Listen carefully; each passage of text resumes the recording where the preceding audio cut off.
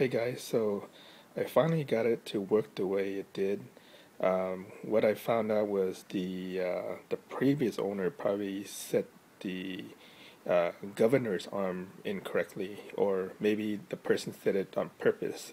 Maybe they like to run it on high. So what I did previously was try to set the governor arm correctly so that it would run a little and lower RPMs, but I couldn't get it to work. I followed instructions online, and a lot of people tell you to turn the adjustment screw to the governor's arm clockwise. And I noticed a lot of engines are like that. A lot of engines and the governor are set that way, but in this particular machine, it's set differently. So the really key part that I found out later is that you don't always set it clockwise. You set it according to the way the gear shaft is turning when you open in the direction when you open the throttle to full. So I'm going to show you where the throttle is in this machine. You see this here?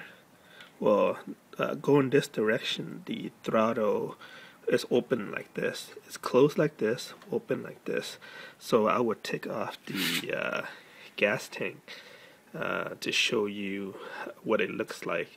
And in case someone might wonder, how do I know if the throttle is open or closed?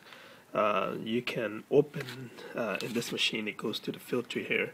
You can open the filter and look inside through the filter to see which direction is turning. Or what you could probably do is turn on the machine and then turn either direction. If you turn it like, for example, in this machine, if I pull it this way, to close the throttle, the machine will shut off, so you know which one is on and off.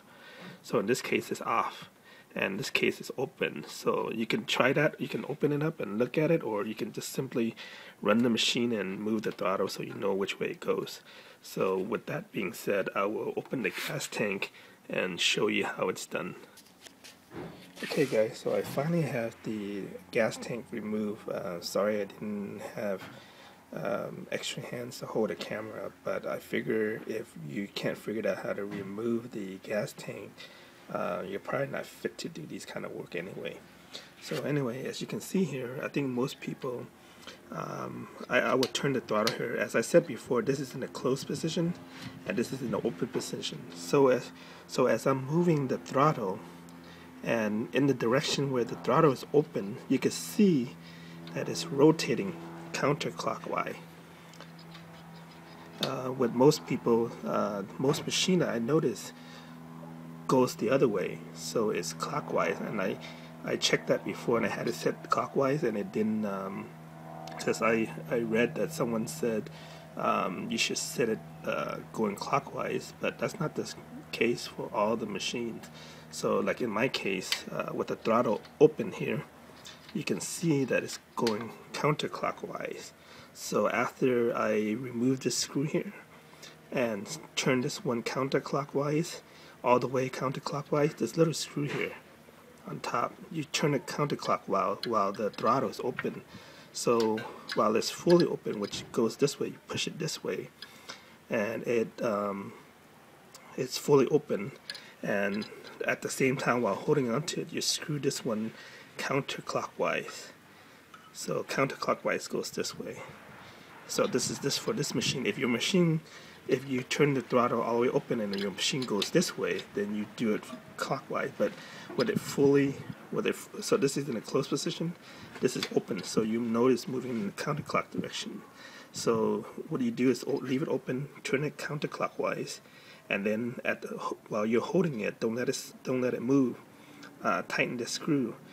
And then I also learned that you shouldn't tighten the screw this tight.